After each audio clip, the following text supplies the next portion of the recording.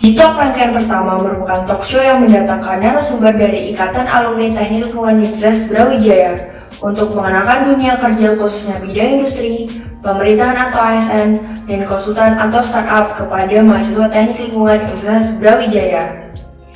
Bidang industri merupakan bidang pekerjaan yang kerap kali dijadikan tujuan bagi lulusan mahasiswa Teknik Lingkungan untuk melanjutkan jenjang kehidupannya. Bidang industri memberikan ruang bagi lulusan teknik lingkungan untuk menjadi HSE officer atau seorang supervisor. Talk show kali ini akan bersama M. Reza Firmansyah, Teknik Lingkungan Angkatan 2012, Ginanjar Aji Santoso, Teknik Lingkungan Angkatan 2011, dan Eka Putri Rahmanita, Teknik Lingkungan Angkatan 2014. Dan bersama saya Hafidah selaku moderator. Selamat menyaksikan. Ya, selamat pagi semuanya. Pagi. Selamat datang di rangkaian Talk Show Jitok dengan tema Seek Your Future, Reach Your Dream. Hari ini tujuan talk show hari ini ada beberapa, yaitu mahasiswa mampu mengetahui gambaran umum dan wawasan mengenai pekerjaan lulusan teknik lingkungan di bidang industri. Selanjutnya, mengetahui peran EHS atau HSE di bidang industri. Selanjutnya, ada hal-hal yang harus dipersiapkan untuk mendaftar sebagai EHS atau HSE. Selanjutnya, mengetahui pengalaman-pengalaman selama mulai bekerja pada bidang industri. Dan yang terakhir, mampu menerapkan tips and trik sebagai bekal diri untuk mendaftarkan diri sebagai EHS atau HSE. Nah, kali ini kita akan membahas di bidang industri. Sebelumnya, perkenalkan, nama saya Hafidah dari Teknik Lingkungan Angkatan 2018 sebagai moderator yang akan menemani Mas Bah semuanya hari ini, dan teman-teman juga nanti akan menonton hari ini. Selanjutnya, saya saat ini telah bersama 3 alumni Teknik Lingkungan Universitas Brawijaya sebagai narasumber dari bidang industri. Saya persilakan kepada Mas Ba untuk memperkenalkan diri terlebih dahulu. Silakan Mas Ba. Dimulai dari Mas Aji kali ya, dari 01. Ya, boleh Pak. Boleh Mas Ba. Jangan nunjukin umur gitu, Sah. Oke, teman-teman, Assalamualaikum warahmatullahi wabarakatuh. Selamat pagi, salam sejahtera untuk semuanya. Perkenalkan, nama saya Ginanjar Aji Santoso ya, bisa dipanggil Mas Aji. Kebetulan saya di sini mungkin angkatan yang tertua dari TL 01. Kebetulan saat ini sedang bekerja di industri chemical ya, lebih spesifik mungkin ke produk pemanis buatan, dan alhamdulillah sampai saat ini masih aktif, dan mungkin dampak dari COVID-19 mungkin kita tetap harus lanjut karena memang industri yang nggak bisa stop di tengah jalan. Bahan pokok. Ya betul. Mungkin itu nanti selanjutnya kita bisa lanjut sharing untuk yang lainnya. Oke, baik Mas. Bisa dilanjut Mas Ba? Oke, saya ya. Ya. Assalamualaikum warahmatullahi wabarakatuh. Selamat pagi teman-teman, salam sejahtera untuk kita semua. Ya, saya Reza Firmansyah ya. Saya di sini TL 02 2012 di angkatan kedua ya. Jadi sekarang saya bekerja di PT Salim Informasi Pratama Tbk yang unit Jakarta ya, sebagai HSE supervisor di sini. Ya, sebelumnya saya apresiasi ya dari program KTL dan KMTL yang telah membuat media ini jadi sebagai sarana edukasi dan sharing lah ya, mungkin bagi teman-teman mahasiswa maupun alumni. Dan saya sangat senang sekali bisa diundang gitu. Jadi bisa bertemu dengan teman-teman mahasiswa, bisa sharing knowledge, itu sangat bermanfaat bagi kami maupun teman-teman semua. Oke, baik. Jadi dari saya cukup lanjutkan, monggo silakan. Iya, baik, terima kasih Mas. Mungkin bisa dilanjut ke Mbak Eka. Ya, Assalamualaikum warahmatullahi wabarakatuh. Selamat pagi. Salam sejahtera buat kita semua. Saya Eka Putri Rahmanita, angkatan 2014. Saat ini saya di perusahaan farmasi PT Aktif Indonesia di Jakarta Timur. Oke, baik. Cukup ya Mbak berarti? Oh ya, oke. Baik, terima kasih Mas Ba atas perkenalan singkatnya. Sebelum mulai pertanyaan nantinya, saya menanyakan gimana kabarnya Mas Ba hari ini? Alhamdulillah, saya Alhamdulillah baik. Ya, amin. Semoga kita diberikan kesehatan terus ya melewati pandemi ini. Amin, amin. Oke, tanpa panjang lagi, saya langsung aja ke pertanyaannya, Mas Mbak. Sebenarnya saya ini mau nanya dulu ke Mbak Eka. Gambaran umum PT Aktavis Indonesia itu seperti apa ya Mbak? Dan bergerak di bidang apa ya Mbak kalau boleh tahu? Oke, kalau PT Aktavis Indonesia itu sendiri sebenarnya kita bergerak di bidang farmasi. Dan kalau untuk gambaran umum sendiri, kita itu ada di bawahnya Teva Pharmaceutical. Pusatnya ada di Israel. Nah, itu kalau misalnya di sini mungkin yang enggak, kalau produknya mungkin ada yang pernah dengar, ada Durol, ada Dumin, terus ada Sudokrim yang kemarin baru dapat award itu sebenarnya Sudokrim, jadi itu krim buat bayi sih. Jadi emang kita ada 3 fasiliti di sini, ada beta-lactam, ada topikal, sama ada nanti multi produk. Oh ya, baik Mbak. Mungkin bisa diceritain Mbak gimana peran EHS Farmasi di PT Aktavis Indonesia? Ya, jadi karena kita di sistemnya farmasi ya, kan itu obat-obatan dan satu benda atau satu hal yang masuk ke mulut yang bentuknya itu sebenarnya bahan kimia juga, tapi bentukannya obat. Jadi lumayan krusial karena kita harus concern ke bahan-bahan kimia yang aktif itu apa aja bahan kimia, dan itu pasti berdampak ke teman-teman yang diproduksi. Karena kan bahan kimia itu kan ada yang dampaknya bahaya ya buat kita. Nah, itu bentuk proteksinya seperti apa. Dan itu cukup bertingkat sesuai dengan tingkatan bahan kimia itu sendiri. Termasuk ke kebersihan di ruangan produksinya sampai ke pest control.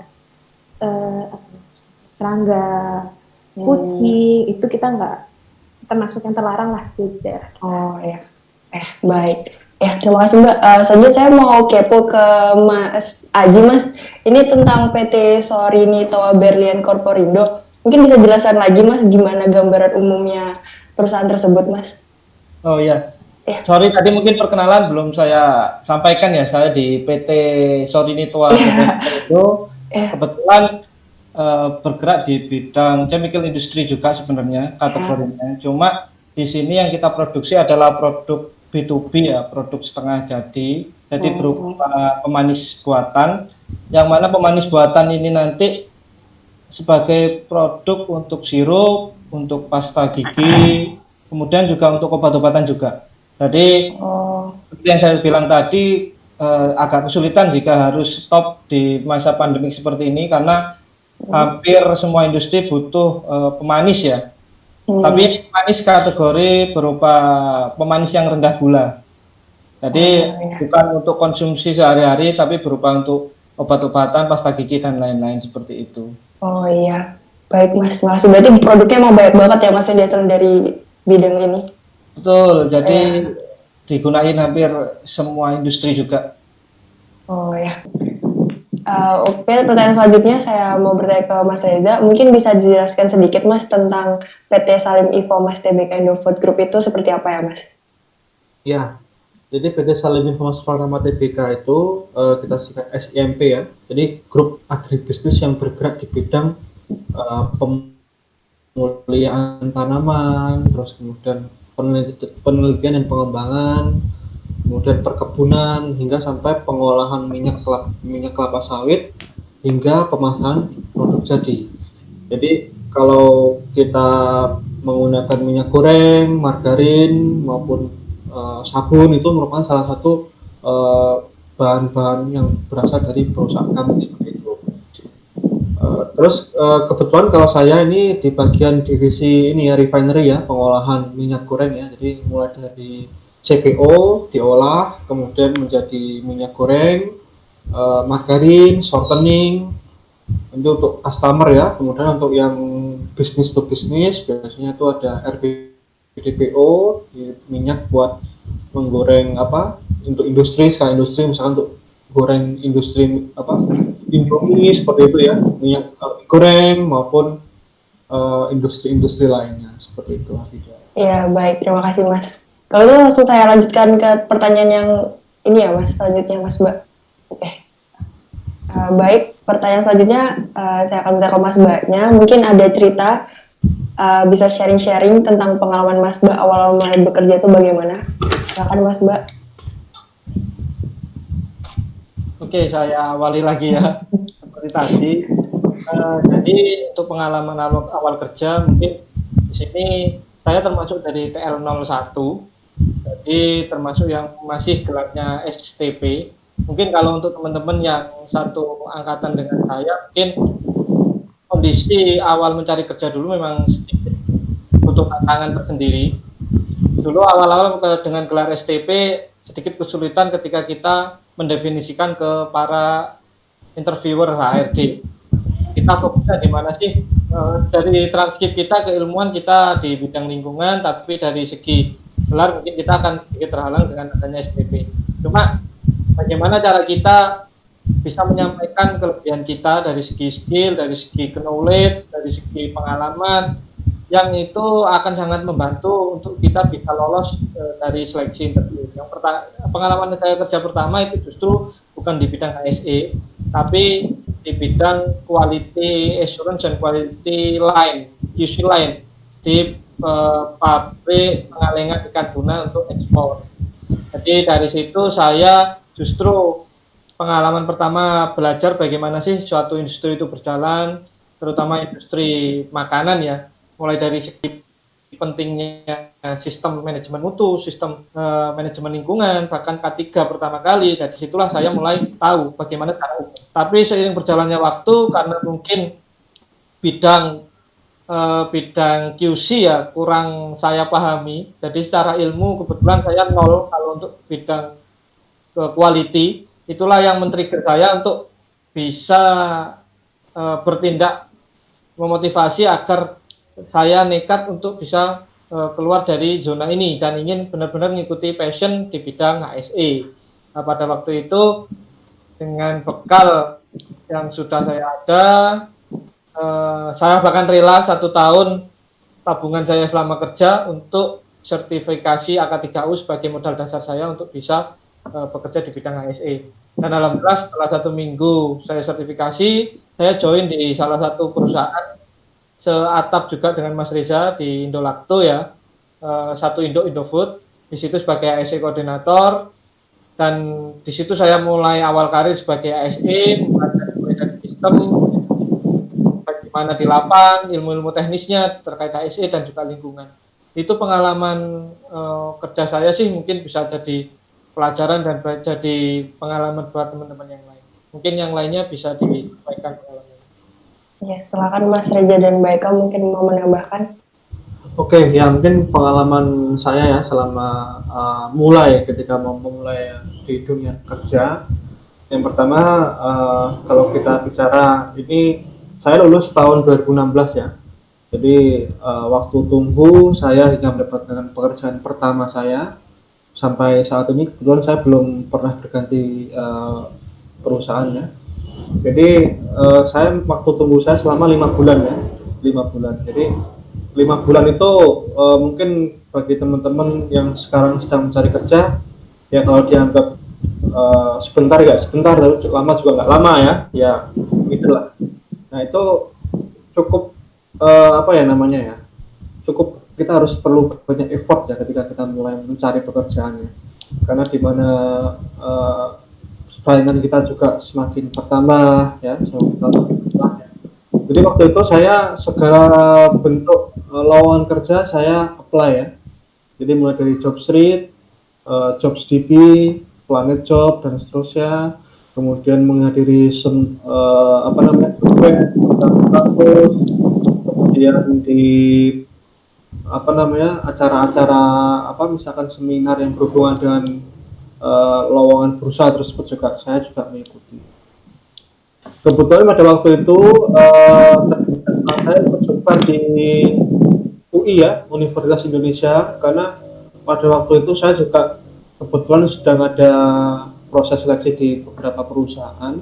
Terus saya ikut job fair, menaruh CV, ya itulah pentingnya CV ya. Jadi CV nanti juga harus menarik teman-teman ketika membuat CV agar menarik suatu HRD di perusahaan.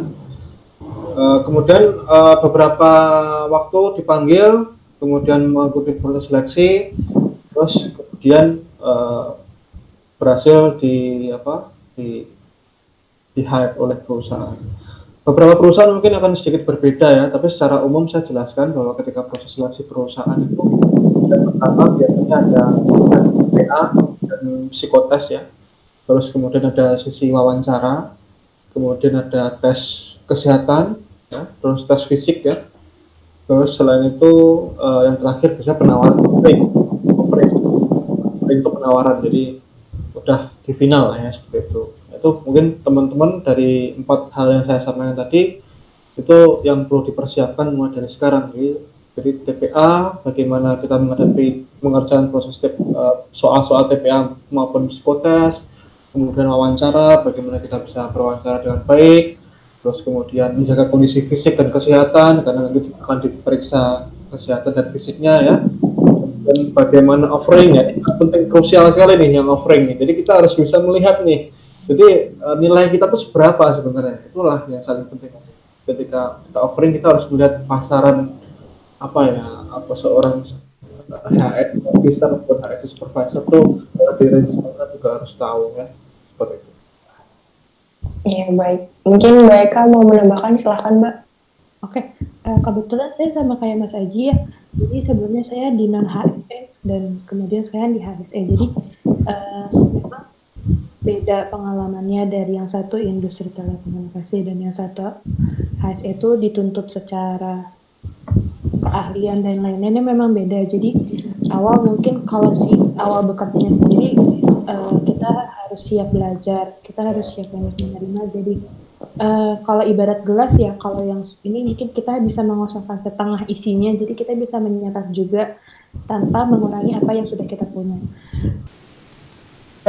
Jadi dari global itu kita semua biasanya EHS dan itu rata di setiap site sih. Jadi kita nyebutnya EHS. Mungkin kalau garis besar sebenarnya sama, cuma beda pengejaan aja, karena kayak mungkin di HSE kan juga ada ya, ada tambahan lagi quality. Jadi kalau mendasar memang kita karena ikut global itu sih. Oh iya, baik. Kalau boleh tahu juga gimana cara mendaftar bekerja di EHS di bidang industri ya Mbak? Apa aja yang harus dipersiapkan? Kalau kemarin sebenarnya yang dasar banget memang kan kita karena ada teknik lingkungan ya, kita punya dasar punya nilai plus dilihat di perusahaan, karena kan EHS itu kan ini environmental dan itu yang jadi dasar banget lah buat kita ke daftar ke perusahaan, karena kita anak lingkungan, kita paham, dan industri itu sendiri biasanya ada limbahnya. Jadi mungkin kalau misalnya balik ke mundur dikit ke persiapan pencarian kerjanya sendiri, mungkin lebih ke, kalau aku bisa poin mungkin satu mental ya, karena gimana pun nyari kerja itu tidak serta-merta biasanya kita langsung dapat, entah mental menghadapi orang di sekitar, entah mental ketika menghadapi HR dan penolakan. Itu menurut aku kunci sih, karena itu yang menjaga kita tetap waras. Terus kalau CV mungkin gini bisa aku poin adalah CV itu kita menjual diri kita, tapi kita harus memastikan CV itu bisa kita pertanggungjawabkan, karena CV itu adalah bahan HR. Ketika kita interview, HR itu akan mengacu ke sana. Jadi kalau kita menjual tapi ternyata ketika interview sendiri kita nggak menggambarkan itu, jadi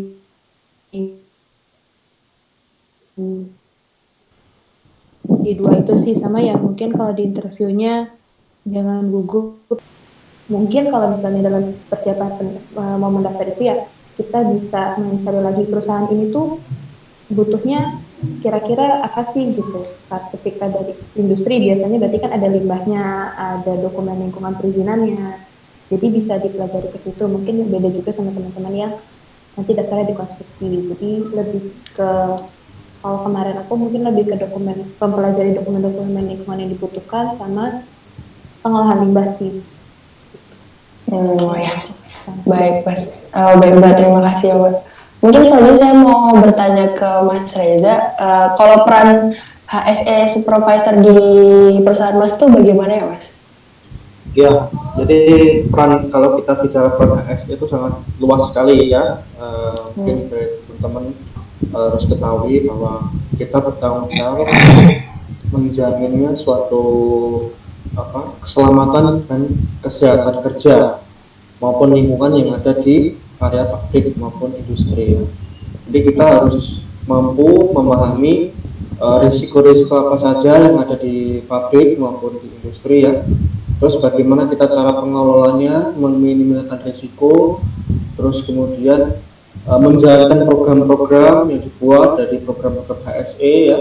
Terus lingkungan, kalau lingkungan kita lebih ke menjaga di mana operasional pabrik itu tetap harus berwawasan lingkungan dan turut melestarikan lingkungan, seperti tidak boleh sampai membuat suatu pencemaran, seperti kita cegah ya. Jadi kita harus mencegah lingkungan harus tetap berjalan dengan baik dan kita tetap ikut melestarikan lingkungan seperti itu. Oh ya, baik Mas. Mungkin pertanyaannya sama seperti Mbak Eka ya Mas. Sebenarnya hal apa aja yang harus dipersiapkan untuk bisa mendaftar di perusahaan itu Mas?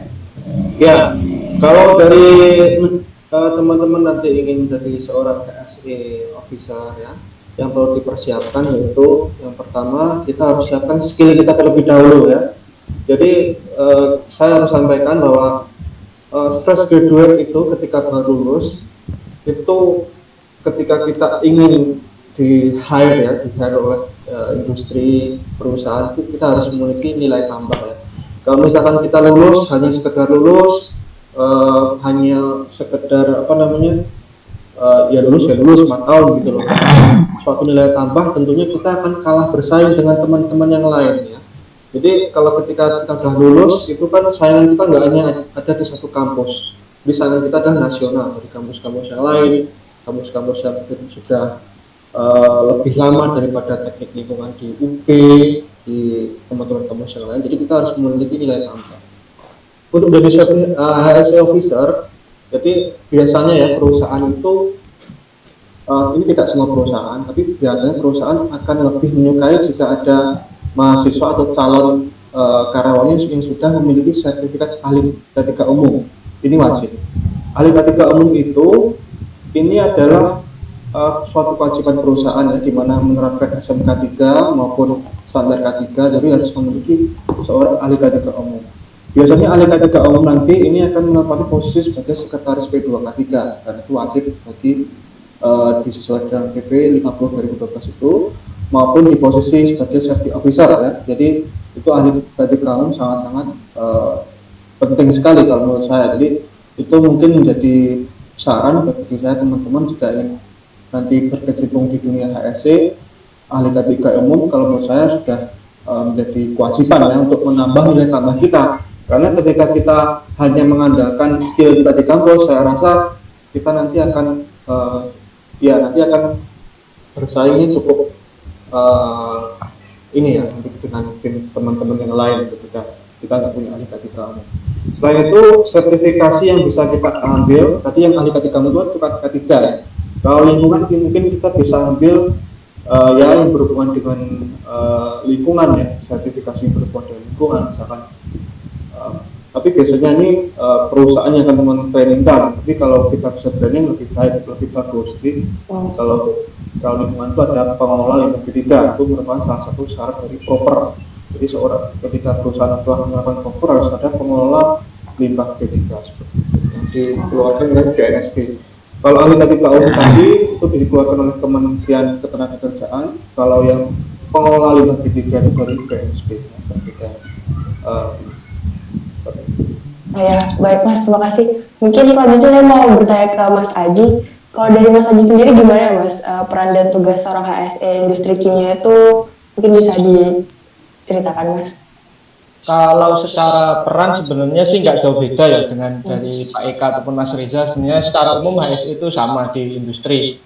Cuma mungkin kalau khusus kita bicara tentang bidang sorbitol itu mungkin akan lebih terfokus pada proses safety information dan proses risk assessment.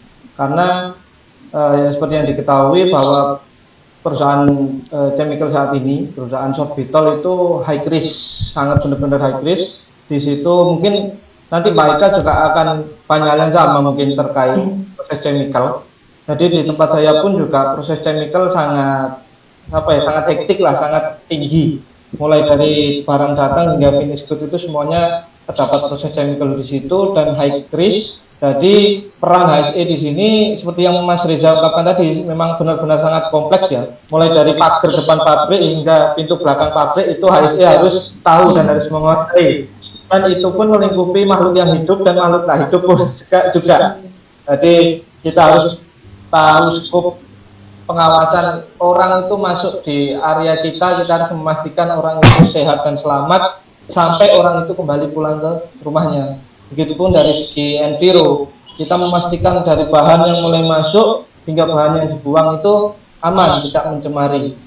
Jadi HSE perannya kompleks, kritikal, dan benar-benar sangat berpengaruh terhadap operasional perusahaan dimanapun itu. Mungkin itu gambarannya. Oh ya, baik Mas. Mungkin saya akan menanyakan hal yang sama seperti yang sebelumnya Mas. Mungkin bisa berbagi apa yang harus dipersiapkan untuk mendaftar bekerja sebagai HSE di bidang industri kimia Mas. Oke, sebenarnya kalau untuk bidang HSE sih seperti yang diungkapkan Mas Reza tadi, selain sertifikat, memang sertifikat di sini memang sangat berpengaruh terhadap daya saing kita di lowongan pekerjaan ya. Memang kebanyakan secara umum itu adalah untuk bidang safety adalah sertifikat AK3U. Kemudian kalau untuk bidang lingkungan mungkin ya untuk fresh graduate mungkin bisalah coba cari-cari sertifikat awareness terkait 14.001, 9.001 dan OSAS. Mungkin cukup itu dulu karena memang yang saya ketahui untuk bidang spesialis lingkungan seperti yang Mas Reza ungkapkan tadi seperti PLB3, Limbah B3, terus PPU, pencemaran udara, dan PPA, pengendalian pencemaran air itu dari segi biaya cukup tinggi dan jauh lebih spesifik dan itu lebih baik didapatkan dengan cara ya kita dapat fasilitas dari perusahaan lah biar kita selain spesialis di situ juga dapat keuntungan dari perusahaan. Jadi mungkin sertifikat awal saya rasa cukup itu. Kemudian yang membuat kadang kita kalah bersaing itu kadang adalah ketika kita interview ya. Jadi ketika saya yakin kalau untuk lulusan TL untuk tes tulis insya Allah semuanya lolos aman. Cuma kadang di interview itu kita tersendat ketika kita ditanya terkait spesialmu itu apa. Nah, kadang kita kesulitan di situ. Maka dari situ kita harus banyak baca apa sih safety itu, apa sih K3 itu, dan referensi sangat banyak. Kalau ingin membaca hal seperti itu banyak sekali artikel tentang K3. Begitupun lingkungan tetap diikuti perkembangannya, dilihat standar-standarnya. Kalau misalkan yang di Jakarta ya mungkin baca-bacalah baku mutu Pergub. Kemudian kalau di Jawa Timur ya Pergub Jatim. Nah, jadi itu sangat berpengaruh kadang karena beberapa perusahaan kadang menanyakan kamu teknik lingkungan tahu nggak sih standarnya limbahnya seperti apa lah, itu juga sangat penting. Jadi selain sertifikat itu tadi juga sebaiknya ditunjang dengan pengetahuan yang lainnya seperti itu. Mungkin itu sih tips untuk bisa jadi HSE. Oh ya, baik Mas Aji, saya lanjutkan untuk pertanyaan selanjutnya ini saya tanyakan langsung ke Mas Banya. Menurut Mas Mbak, seberapa penting sih mengikuti seminar, pelatihan atau training untuk para fresh graduate atau untuk memulai karir ke depannya? Kalau menurut saya ikut seminar, training itu suatu hal yang penting ya kalau bagi saya pribadi penting. Karena mengapa? Jadi ketika ilmu di kampus itu ketika kita berbulan itu memang dari segi penerapannya mungkin hanya berapa persen yang kita gunakan saat bekerja. Nah, tapi hanya beberapa persen itu kita harus dapatkan di tempat yang lain karena memang beberapa ilmu yang kita harus gunakan ketika bekerja itu kita tidak dapatkan di kampus. Kita harus mencari sendiri. Bagaimana kita mencari ilmu tersebut? Ya kita bisa ikut seminar, pelatihan seperti itu. Jadi kita bisa menambahkan skill kita sehingga bisa mendapatkan juga nilai tambah bagi kita kan, bagi diri kita sendiri. Ketika kita akan melamar pekerjaan tentunya akan lebih mudah lah ya, karena kita sudah dapat bekal yang lebih banyak, terus dari segi kesiapan maupun ilmu juga yang lebih baik seperti itu. Ya monggo silakan Mas Haji mau menambahkan atau Kalau menurut saya pribadi sih sama sih, memang seminar dan training itu sangat penting. Pentingnya apa? Pertama, kalau kita ikut seminar-seminar terkait keilmuan itu adalah menurut saya sih jembatan bagi kita fresh graduate atau semester akhir itu untuk bisa sharing ilmu dengan para praktisi dan orang-orang yang sudah berpengalaman. Jadi merupakan jembatan awal yang sangat bermanfaat. Bahkan kalau saya boleh sedikit sharing, dulu pun ketika saya masih kuliah ya, dalam arti banyak sekali seminar-seminar, dan di zaman saya seminar terkait Enviro itu masih 1-2 ada, tapi masih belum seramai sekarang. Bahkan saya mensiasati ikut seminar-seminar communication skill, bahkan punya dari fakultas komunikasi, bukan dari ini. Jadi kalau masalah ilmu, seminar dan lain-lain, saya rasa sih kita jangan membatasi diri, karena itu semua juga ada ilmunya. Cuma kita tinggal memilah aja mana sih yang prioritas, mana sih yang kalau ada gratisan syukur-syukur ya, kayak dibagi-bagi. Kalian pun ya kita harus memilah lah. Kita tahu sebagai fresh graduate juga akan mengalami masa-masa itu. Mungkin itu. Mungkin Mbak Eka mau memberikan tambahan. Ya, selain yang setuju dengan Mas Fasi juga, dan sebenarnya itu juga ajangnya teman-teman fresh graduate itu nyari relasi, nyari sharing-sharingnya, nggak cuma dari kita, mungkin dari fakultas lain, dari kampus lain. Itu sebenarnya kesempatan besar banget sih, karena balik lagi, kalau kita lingkungan suka punya spesialitinya apa, nah itu tuh bisa jadi poin kita mengembangkan dari tempat-tempat yang lain juga. Ibarat mind map kita dapat dari kampus itu cuma di tengah, seminar-seminar itu ya kita dapat di cabang-cabangnya lagi, itu pemekarannya seperti apa, itu bisa dari seminar itu. Oh ya, baik Mbak. Oke. Selanjutnya saya ingin nanya juga Mas Mbak, mungkin bisa cerita sedikit gitu awal-awal mulai kerja dulu gimana? Mungkin ada kesan-kesan kenapa inget cerita-cerita lucu dulu awal-awal kerja, saya dibagikan Mas Mbak. Mas Aji dulu kan nih kayak Mas Aji dulu. Saya agak unek-unek sih sebenarnya. Ya, mungkin ini sedikit cerita ya. Kalau untuk awal kerja bagi TL1 mungkin akan banyak sekali cerita, banyak sekali perjuangan ya. Karena mungkin kita tahu sendiri di teknik lingkungan untuk TL01 itu untuk gelar itu terbagi menjadi 2. Ada yang sudah bisa teknik lingkungan, ada yang mungkin saya sendiri masih STP. Kondisi waktu awal kerja dulu memang awal lulus saya sangat idealis ya. Memang itu bawaan mungkin fresh graduate sangat idealis dengan gelar STP. Jujur ketika interview dan memasukkan lamaran itu susah. Apakah di sisi lain kita passionnya ingin di bidang lingkungan dan K3, tapi di sisi lain kita tertolak karena ya beberapa administrasi mungkin yang terkendala. Sedangkan kalau kita bicara administrasi untuk swasta kan beda dengan persyaratan yang ada di. Jadi pada waktu itu mau nggak mau ya kita pakai inilah cara trik and trik bagaimana cara kita bisa menarik dengan berbagai kelihayan kita menyampaikan ke HR dengan gelar STP. Kemudian awal masih diterima di industri perikanan. Jadi pengalengan ikan tuna, ekspor impor, dan tidak ada hubungannya sama sekali dengan bidang HSE. Saya justru di QC line dan QC assurance.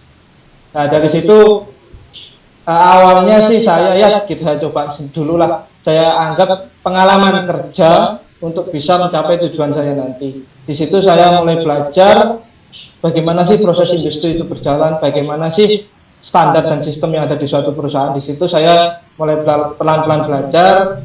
Tapi di akhir tahun saya juga tidak diam diri karena memang mungkin dorongan passion juga. Akhirnya saya coba cari-cari peluang untuk bisa menjadi HSE. Untuk HSE pertama kali sebenarnya saya satu induk perusahaan dengan Mas Reza ya. Kebetulan awal dulu dari HSE di koordinator HSE di PT Indolacto. Kemudian baru berjalan 4 bulan ini saya berpindah ke PT Sorinito Aberden Korporindo. Mungkin itu sih pengalaman yang biar menjadi teman-teman nanti menjadi motivasi. Jadi jangan membatasi diri. Idealis itu boleh, idealis itu sangat boleh, tapi realistis juga perlu. Ya, mungkin itu sih pengalaman yang bisa saya sampaikan. Nanti cerita dari Mbak Eka ataupun Reza mungkin akan sedikit berbeda ya. Mungkin bisa diceritakan. Mungkin bisa bercerita Mas Reza dan Mbak Eka pengalamannya gimana Mas Mbak? Oke, jadi saya lulus itu 2016 ya. 2016 lulus, kemudian ada jeda waktu ya, pasti kita ketika baru lulus kan juga pasti proses mencari pekerjaan. Nah, itu mungkin bagi teman-teman sekarang yang sedang proses mencari kerja. Jadi memang kondisi sekarang mencari pekerjaan nggak semudah membalikan telapak tangan ya. Jadi sangat kalau dibilang sulit ya mungkin itu proses ya. Jadi saya itu waktu tunggu saya dari lulus hingga mendapat pekerjaan pertama itu sekitar 5 bulan ya, sekitar 5 bulan.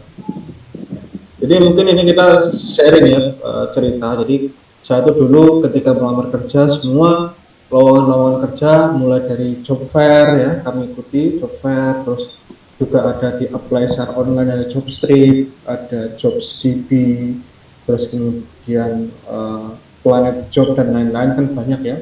Jadi segala peluang itu kalau bisa teman-teman fresh graduate sekarang yang baru lulus maupun yang akan lulus segera dipersiapkan ya. Jadi tidak datang dari suatu titik aja, jadi kita harus berani mencoba semuanya.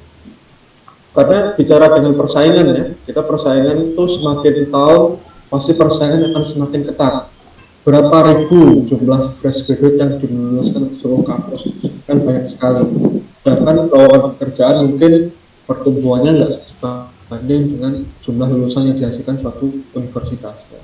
Jadi kita harus segera menyiapkan diri. Mungkin bagi teman-teman yang sekarang sudah semester 7, semester 6, 7 hingga 8 harus sudah disiapkan. Apa sih yang harus saya persiapkan dari sekarang agar ketika nanti sudah lulus kita sudah siap dan dapat segera mendapat pekerjaan.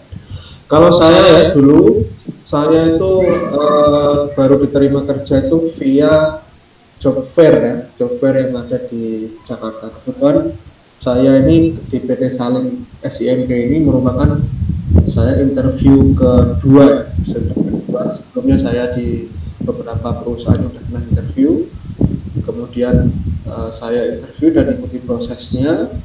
Itu biasanya tiap perusahaan berbeda-beda ya mengenai proses rekrutmen ya. Ada yang dimulai dari tes potensi akademik, terus kemudian psikotes, itu terus kemudian wawancara, kemudian tes fisik maupun tes kesehatan. Itu mungkin stepnya berbeda-beda. Tapi secara umum yang perlu segera dipersiapkan ya itu tes potensi akademik, kemudian psikotes ya. Terus kondisi fisik juga harus dijaga ya, terus kemudian kesehatan ya, seperti itu yang perlu dipersiapkan mulai dari sekarang teman-teman.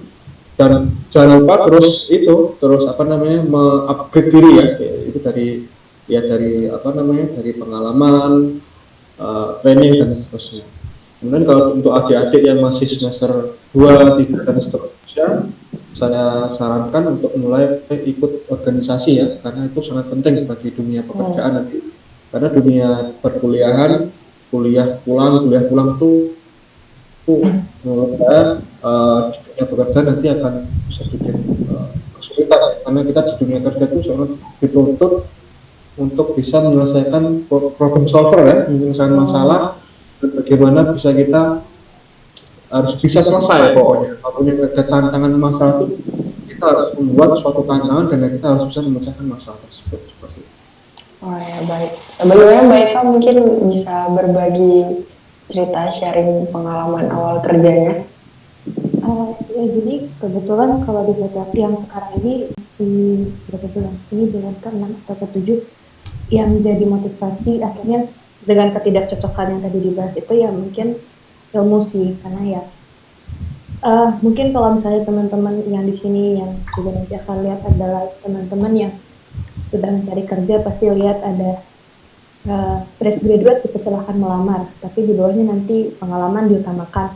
Nah itu sih jadi motivasi karena ya pengalaman itu yang masih saya harus cari, ilmu itu yang masih harus saya dapat, dan di tempat sekarang saya ini ilmunya masih banyak banget yang bisa digali. Jadi buat saya di luar mungkin evaluasi yang tadi dibilang Mas Aji, motivasi berikutnya ya ilmunya masih banyak nih di sini. Jadi itu sih yang bikin dibuat kuatir, dan bisa dicari 1-2 orang yang mungkin bisa beri energi positifnya sih. Jadi kita fokus ke hal-hal pekerjaan sama si teman kita yang bisa memberikan energi positif aja. Jadi yang negatif-negatifnya itu bisa kita tutup. Oke, baik Mas. Berarti ya pasti ada titik jenuhnya kita di mana gitu sebagai manusia. Oke, baik. Saya lanjutkan aja. Pekerjaan saat ini yang sedang Mas Ba jalani itu merupakan cita-cita Mas Ba dulu atau bagaimana ya Mbak? Mas Ba mungkin bisa diceritakan. Kalau ngomong cita-cita sih jujur belum ya, karena masih rantau juga. Jadi paling enak memang kerja kalau di daerah sendiri ya, seperti Mbak Eka mungkin itu udah mungkin akan enjoy. Kalau saya sama Mas Riza mungkin masih rantau, mungkin kita kalau ngomong cita-cita mungkin masih belum. Tapi kalau soal harapan, alhamdulillah hingga detik ini, alhamdulillah selalu saya syukuri. Alhamdulillah kondisi saat ini selalu bisa disyukuri, selalu bisa dikatakan cukup. Yang terpenting kalau untuk masa-masa seperti saya saat ini ya sudah berkeluarga dan sudah ada si kecil ya, mungkin yang penting bagaimana sehari-hari dapur untuk bisa tetap ngebul, itu aja udah sangat bersyukur ya. Mungkin kalau untuk Mas Reza akan beda cerita, mungkin nanti tujuannya sepertinya ini. Oke. Ya, perencanaan ya. Jadi itu apakah sudah suatu cita-cita di kita mungkin ya, seperti itu pertanyaannya. Jadi kalau suatu cita-cita, harapan mungkin iya. Jadi memang dari dulu sebagai mahasiswa saya memang ingin memfokuskan diri untuk terjun di dunia HSE ya, dunia HSE. Jadi dari mahasiswa sudah direncanakan bahwa nanti ketika saya lulus saya harus menyiapkan ini ya, sehingga kita bisa mencapai goal tersebut ya. Jadi ketika kita memiliki tujuan pasti kita akan lebih mudah untuk mencapainya ya.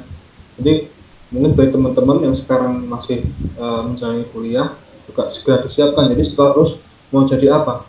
Jadi sesuai dengan Giltok ini kan ada 3 ya, ada yang di ASN, ada yang di mana? Industri maupun di konsultan ya. ASN ada pemerintahan. Jadi memang ada beberapa pilihan ketika kita lulus kita akan menjadi apa, kita ingin jadi seperti apa. Jadi kalau dari saya pribadi memang dari dulu saya memang sudah merencanakan bahwa suatu saat nanti saya akan menjadi seorang yang bekerja di bidang HS. Mungkin yang dikatakan Mas tadi mungkin hanya tempatnya saja, mungkin yang mungkin belum kesampaian mungkin ya Mas Haji ya, ketika kita bisa dengan dekat keluarga itu merupakan suatu hal yang sangat diperlukan ya. Ketika dekat keluarga kita bisa bekerja dengan enjoy, itu suatu hal yang mungkin suatu anugerah ya. Tapi dengan kondisi sekarang saya juga bersyukur setelah bekerja ya di sini. Jadi apapun itu harus kita syukuri, kita dapat berkegiatan dengan baik seperti itu. Baik. Bahkan Mbak Eka mungkin mau menambahkan. Ya, kalau sesuai harapan sih mungkin ya bisa dibilang sesuai harapan sejak saya masuk teknik lingkungan sih, karena ya suatu bentuk kita ya kontribusi lah. Kalau misalnya kita dulu di kuliah kita negar-negar jaga lingkungan segala macam, kontribusi kita nyata ya bentuknya mungkin seperti ini. Jadi ada rasa apa ya, rasa yang nih dulu tuh prakteknya kayak dulu yang kita bayang-bayangin di kelas tuh praktekannya kayak gini. Jadi ada rasa happy sih di saat ini. Jadi dibilang harapan ya akhirnya memenuhi harapan, karena dulu kita di kelas cuma bisa ngebayang-bayangin, sekarang kita bisa lihat realitanya, ternyata dulu seperti ini, kita ngebahas ada itu di saat gitu. Baik Mas Ba, kalau gitu saya lanjutkan ya. Saya mau minta pendapat aja kepada Mas Ba. Menurut Mas Ba, kalau pekerjaan tersebut tidak sesuai dengan harapan, mungkin gimana cara mengatasinya gitu Mas Ba? Mungkin bisa berbagi. Ini bisa dimulai dari Mas Aji. Mungkin ini kalau nggak sesuai harapan mungkin seperti cerita saya yang tadi ya awal kerja dan apa kalau tips dan trik mungkin yang perlu dilakukan jika mengalami kondisi seperti itu. Yang pertama, cobalah untuk bersabar dulu. Yang pertama itu bersabarlah dulu.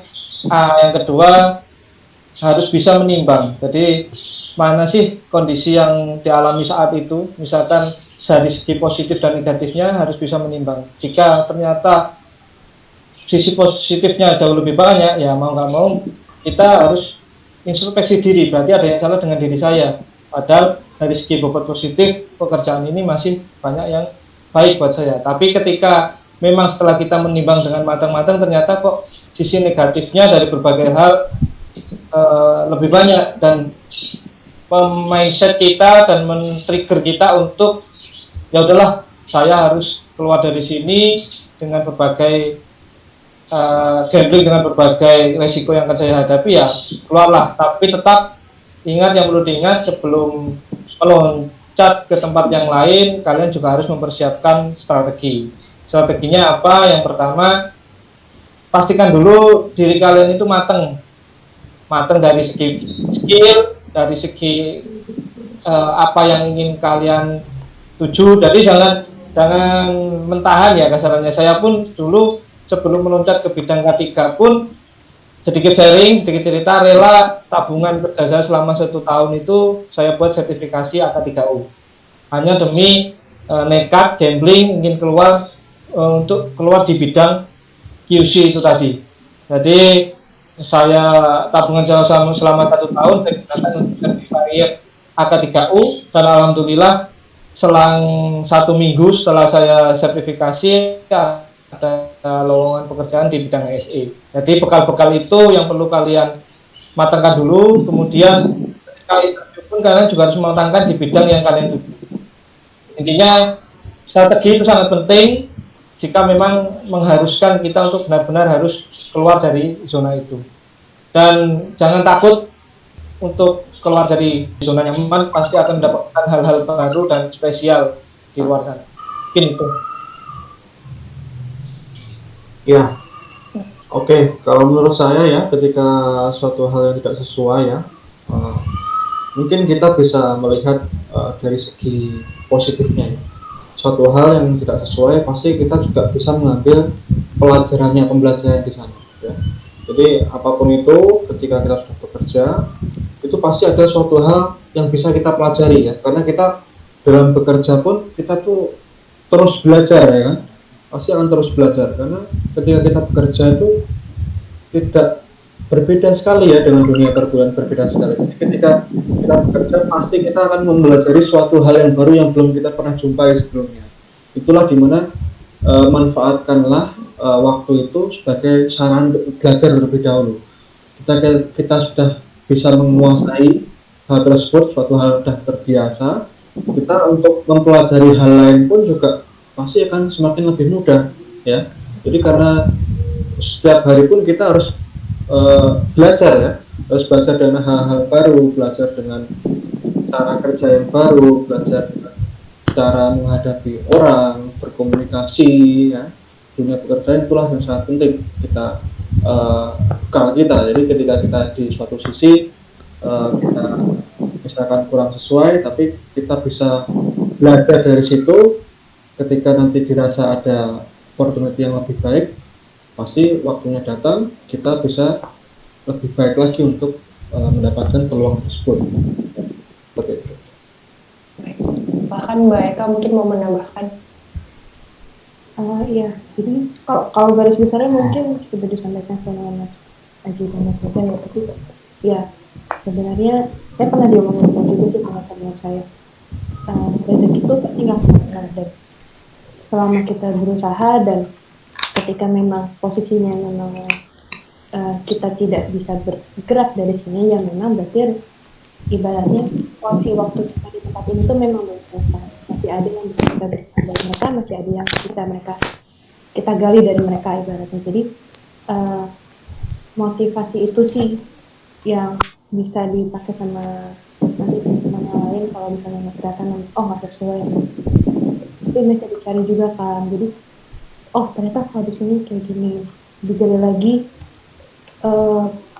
ibaratnya sisi teknik lingkungan dari tempat kita sekarang itu seperti apa, nanti cari koneksi lagi dari situ buat nanti balik ke Mas Aji ketika nanti kita selesai dari itu, memang waktunya kita berpindah ke tempat lain itu ya posisinya kita matang, kita paham apa yang kita kerjakan dan kita paham langkah kita selanjutnya ini, kita akan belajar lagi tetap. Jadi memang pekerjaan itu proses belajar yang gak akan berhenti sih. Ya, baik Mbak, memang luar biasa ya, belajar tuh nggak ada akhirnya lah, kita emang harus terus belajar ya Mas Mbak. Oke, kalau gitu saya lanjutkan. Mungkin Mas Mbak ini bisa berbagi selama bekerja nih ada tantangan-tantangan apa aja sih Mas Mbak yang dilalui selama ini? Silakan Mas Aji mungkin dulu. Tantangan selama dialami sih mungkin nanti akan sama ya. HSE itu masalah klisenya adalah terkait orang ya. Jadi tantangan yang paling sering kita hadapi itu pasti terkait people. Yang kedua jelas manajemen. Cuma terkadang tantangan real yang pernah saya hadapi sih terkait people itu kita akan kesulitan bagaimana sesuai tugas kita. Jadi tugas kita adalah memastikan orang itu di area dengan sampai pulang dengan kondisi yang sehat dan selamat, dan juga menjaga lingkungan hasil industri kita bekerja. Yang pernah tantangan yang paling saya ingat adalah ketika ada beberapa orang yang memang sangat sulit untuk kita arahkan untuk bisa ngikutin aturan, dan itu mungkin karena di Jawa Timur ya terkenal keras juga. Jadi ada beberapa ancaman-ancaman sampai seperti itu yang masuk ke saya. Nah itu berupa tantangan yang unik tapi juga ngeri juga, tapi itulah yang harus kita hadapi. Bahkan beberapa kali terkait lingkungan juga pernah yang saya alami ketika kondisi effluent kita itu mengalami over. Mungkin overnya belum sampai meluas ya, tapi karena kita tahu sendiri industri di tata ruangnya sangat buruk, bahkan di belakang industri kadang sudah perumahan. Nah itulah kadang kita effluent yang over, timbul bau, komplain warga, berdoyong-doyong ke pabrik, itu juga alami dan jadi tantangan. Jadi dengan adanya tantangan-tantangan itu akan muncul suatu ide kreatif dari kita bagaimana sih cara menghadapi seperti itu, dan metode apa sih yang cocok agar tidak terjadi hal seperti itu lagi. Nah, kondisi people yang keras seperti itu, akhirnya saya menemukan ternyata orang dengan karakter seperti ini itu dengan cara seperti ini. Ternyata kondisi effluent over ini kita perlu memasang equipment yang bisa preventif agar kita tahu alarm adanya kondisi over seperti itulah. Dari justru sebenarnya tantangan itu yang akan menimbulkan kita kreatif, membuat kita bisa kreatif dan seperti Mas Reza tadi dibilang problem solver ya bagi perusahaan.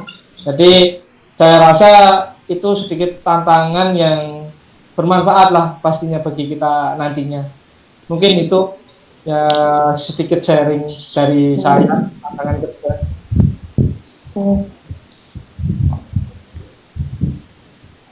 Mungkin silakan Mas Reza dan Mbak Eka mau menambahkan. Oke, ya kalau dari saya ya, jadi tantangan HSE kurang lebih ini mungkin dialami oleh semua orang yang berkecimpung di dunia HSE ya.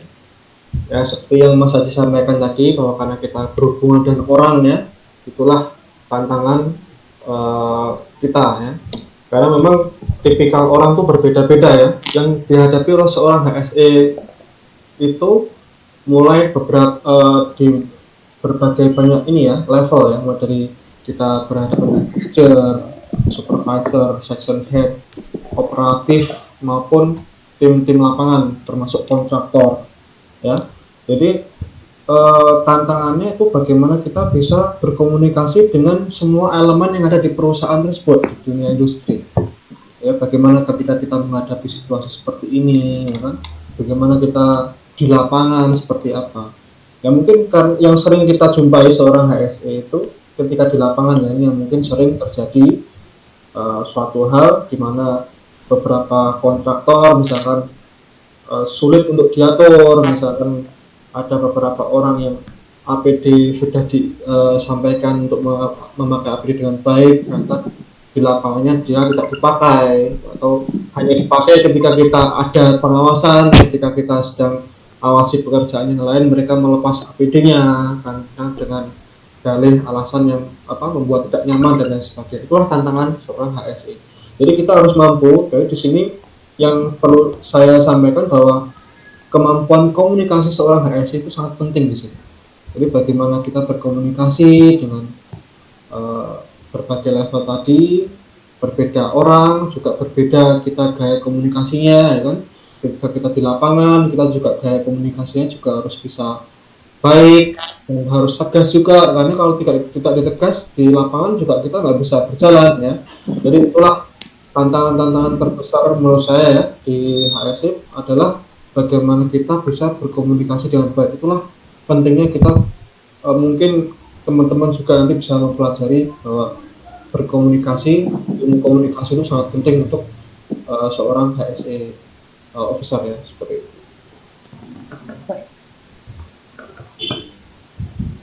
Ya mungkin mereka mau menambahkan lagi, Mbak. Ya, jadi ya kalau dari tempat saya mungkin ya di komunikasi dan orang. Nah, gimana caranya kita lembut ke orang, tapi kita harus tegas juga, karena gimana caranya kita lembut biar kita masuk omongan kita ke teman-teman, biar kita caranya ngomongnya enak, diterimanya enak, tapi gimana caranya biar tegas itu juga, jadi omongan apa yang kita maksud itu masuk, karena beratnya itu konsekuensinya itu kadang-kadang sebenarnya nimpanya nggak langsung ke kita, tapi ke teman-teman yang di lapangan, ke teman-teman di lapangan nggak pakai helm, ketimpa, yang sakit duluan teman-teman di lapangan bukan kita, tapi lapornya ke kita. Jadi sebenarnya gimana caranya kita menyampaikan mungkin kalau teman-teman yang di lapangan, gimana caranya kita menyampaikan kalau ini loh sosialisasi buat teman-teman ini sebenarnya kita juga buat keamanan bersama dan keselamatannya balik lagi sebenarnya ke teman-teman sendiri dan mungkin kalau yang ke atas, contoh mungkin kayak pandemi sekarang ya,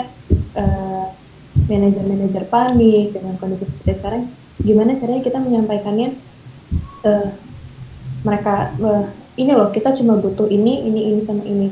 Jadi gimana caranya juga kita menahan kekhawatiran berlebihan, karena kan ada kondisi panik buying, jadi order APD yang dengan segitu banyak di luar kebutuhan. Nah itu pun gimana caranya juga kita meyakinkan yang kayak atas kita butuhnya ini aja loh cukup, dan meyakinkan lagi ke di bawah ini kita sediakan untuk teman-teman gimana caranya dipakai, dan mungkin tambahannya menimbulkan motivasi sih.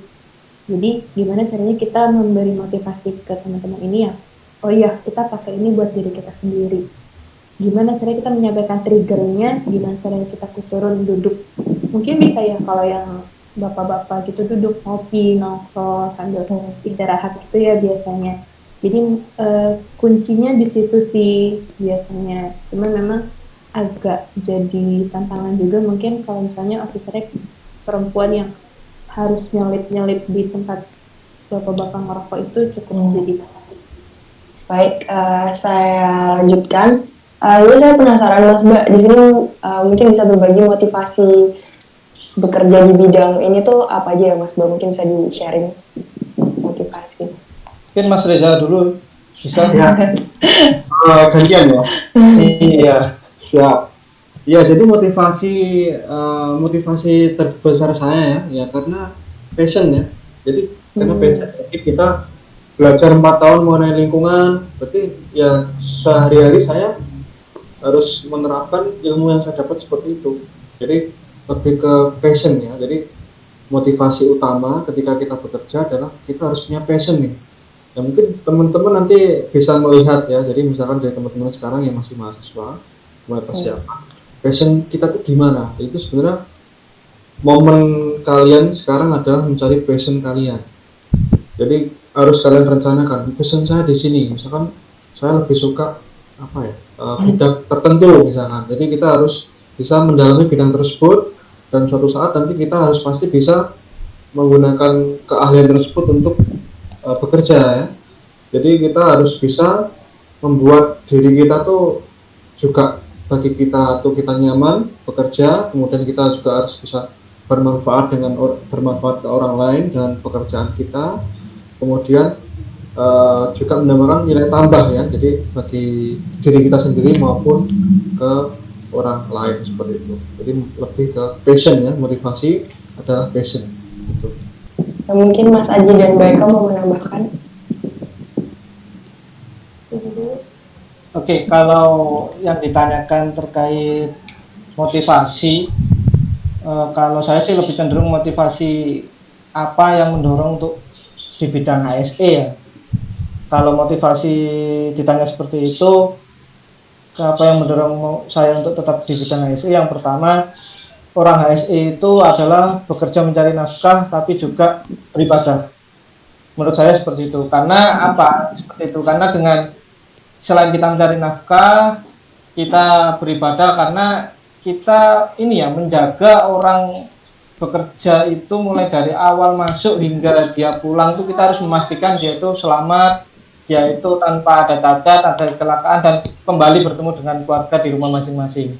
Di sisi lain juga anak cucu kita nantinya akan sangat perlu juga ya kondisi alam yang bersih, kondisi alam yang lestari. Nah itulah yang memotivasi saya, karena saya sendiri, saya kembalikan ke diri saya sendiri, bagaimana ketika saya bekerja, tapi pulang dengan kondisi terjadi dan itu juga akan sangat miris. Dan itulah yang menjadi motivasi saya setiap hari di bidang HSE, kenapa terus dan terus harus bisa berkomunikasi dan harus bisa menyampaikan hal-hal baik terkait pentingnya keselamatan kerja di bidang industri. Itulah motivasi saya yang utama ya.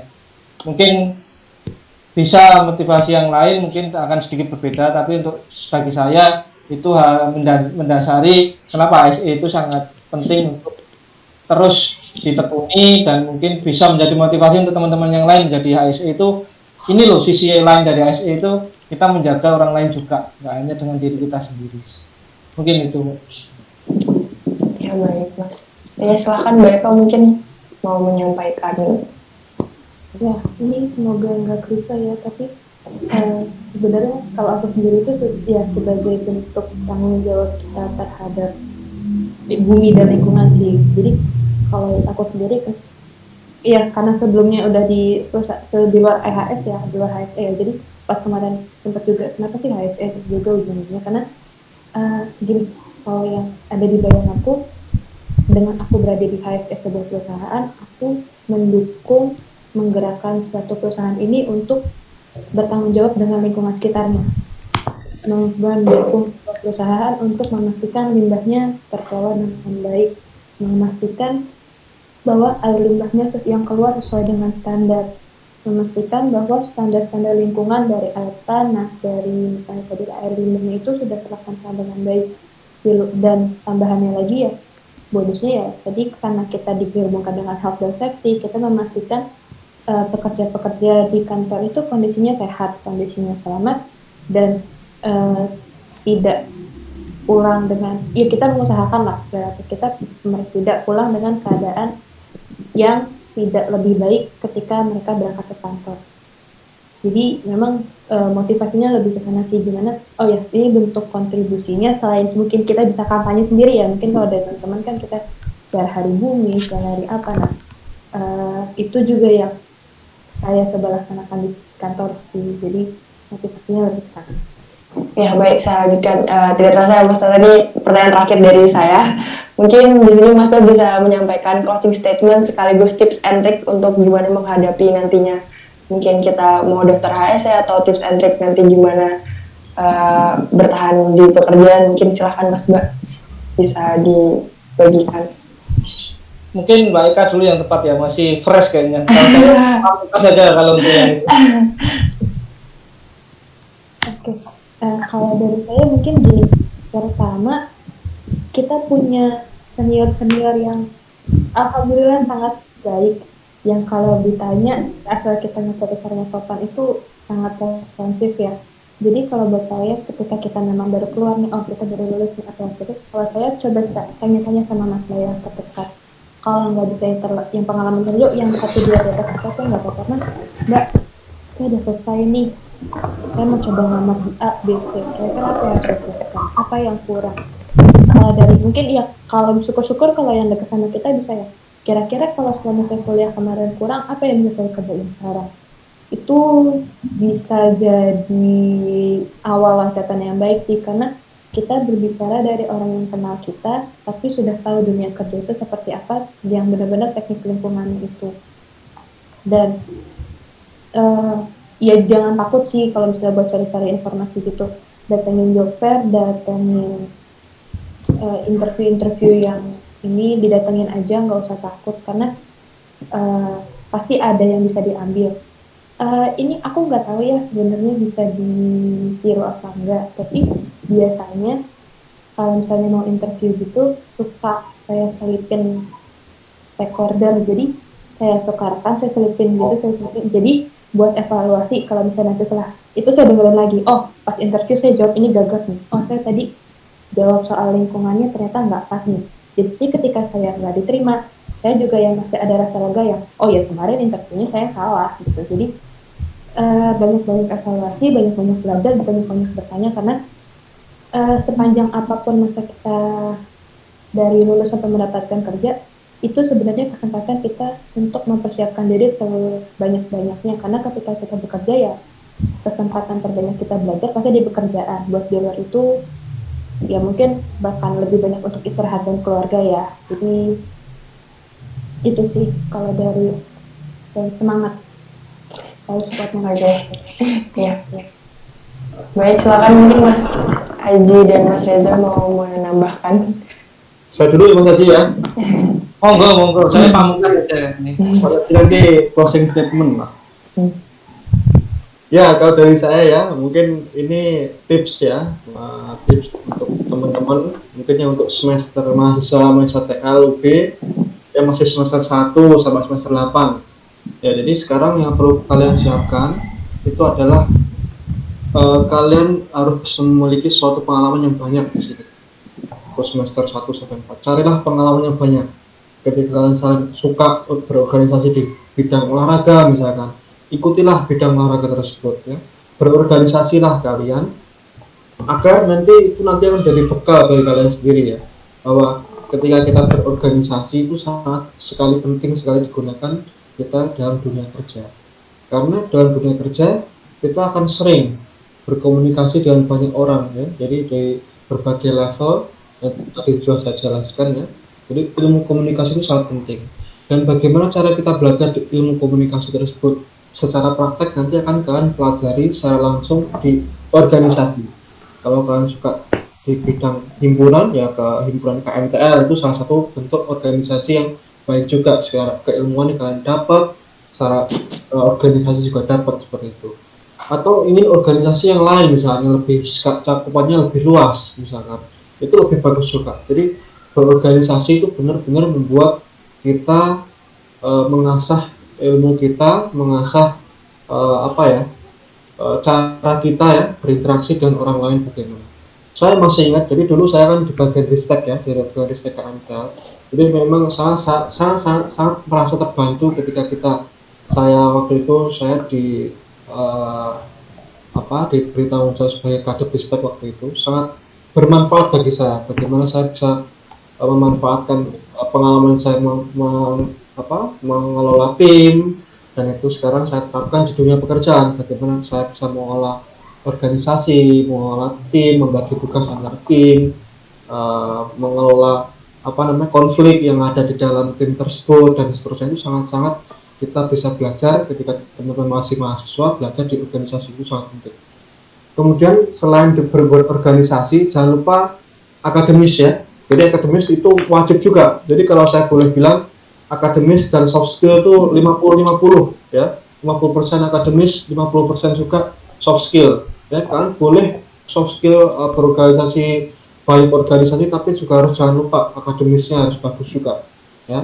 Jadi ya kalau misalkan kita idealnya mungkin ketika mahasiswa kita mungkin maksimal 2 organisasi ya agar bisa lebih fokus. Misalkan kalian satu organisasi di himpunan, satu organisasi lagi di lingkup universitas maupun organisasi yang hobi kalian seperti itu. Jadi menurut saya seperti itu kalian harus bisa mulai mempersiapkan dari sekarang.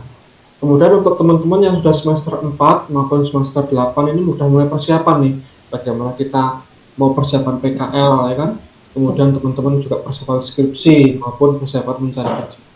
Itu cobalah kalian, kalau dari saya hubungilah kakak-kakak tingkat kalian yang sudah berpengalaman. Saya sangat welcome sekali jika ada teman-teman nanti yang ingin sharing apapun itu dalam dunia perkuliahan maupun dunia pekerjaan, saya sangat terbuka karena itulah fungsinya kita ya. Jadi adanya ikatan alumni, adanya suatu graduate talk seperti ini, jadi kita terhubung kembali ya kan. Selama ini kita mungkin jarang sekali bertemu, kita bisa bertemu di media seperti ini. Jadi itulah fungsinya ikatan alumni maupun jejaring ya, itu sangat penting. Sangat penting sekali ketika kita dunia kerja, sangat penting sekali untuk menambah jejaring ya. Jejaring itu sangat penting karena ketika kita bersilaturahmi itu juga bisa menimbulkan menambah rezeki, menambah silaturahmi dan hal-hal positif lainnya seperti itu. Dan selalu untuk terus semangat apapun yang terjadi, dan walaupun sedang ada pandemi seperti ini, kita harus bisa semangat dan terus optimis dan pasti kita akan bisa lebih baik lagi seperti itu. Ya, baik. Ya mungkin Mas Aji bisa memberikan closing statement pamungkas di Mas terakhir. Oke, mungkin saya sedikit merangkum ya dari Mbak Eka sama Mas Reza. Jadi kalau tips dan trik untuk teman-teman sekalian, untuk yang kuliah maupun yang sudah mau lulus, mungkin yang benar kata Mas Reza tadi, soft skill itu sangat diperlukan dalam dunia kerja. Tapi juga jangan melupakan hard skill dari segi akademik kalian. Di sini organisasi sangat penting, sangat berpengaruh bagaimana dengan skill kalian akan melakukan komunikasi dengan orang lain. Kemudian yang kedua, perluas jaringan.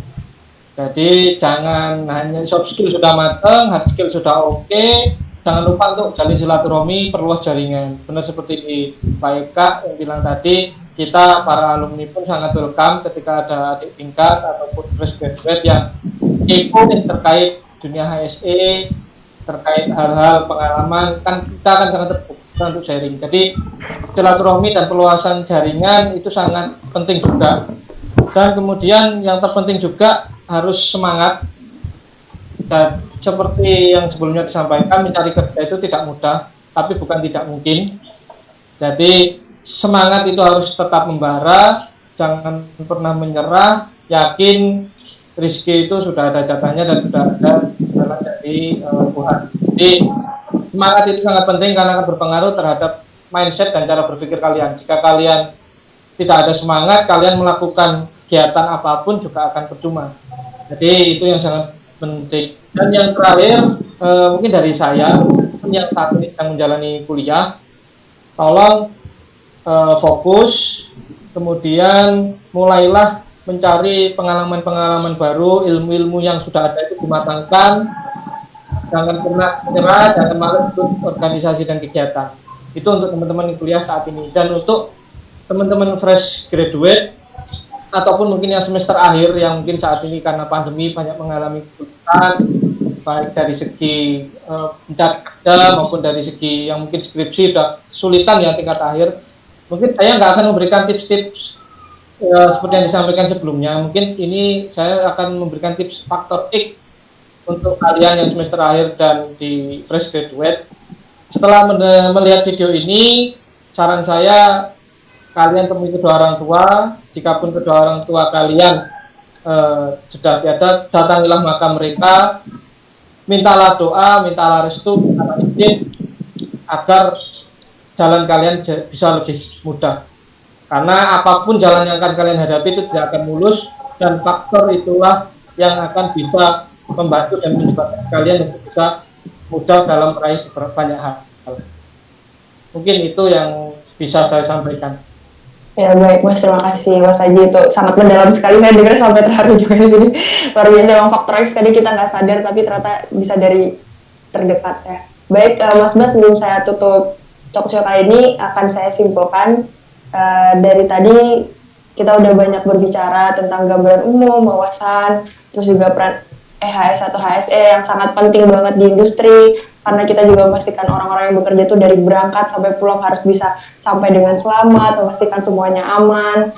Itu Mas banyak sekali sih hal-hal yang harus dipersiapkan juga, misalnya ikut pelatihan, seminar, dan bahkan public speaking kita juga di sini harus bisa diolah, dan dari hal kecil mungkin kita bisa ikut organisasi terdekat kita juga untuk melatih itu semua, biar nantinya ntar waktu kerja kita bisa terbiasa untuk berkomunikasi, jadi problem solver juga. Dan tips and trick yang telah disampaikan Mas Baya juga luar biasa, udah keren-keren sekali, dari hal yang mendasar sampai yang serius yang harus mendekati kepada orang tua, mungkin ya bisa berdoa, bisa ini, bisa pandiri. Mungkin itu yang bisa saya simpulkan dari talk show hari ini. Saya juga mau mengucapkan terima kasih kepada Mas Bapak Pemateri yang sudah menyempatkan hadir di sini waktunya, udah memberikan banyak informasi terkait di bidang industri kali ini.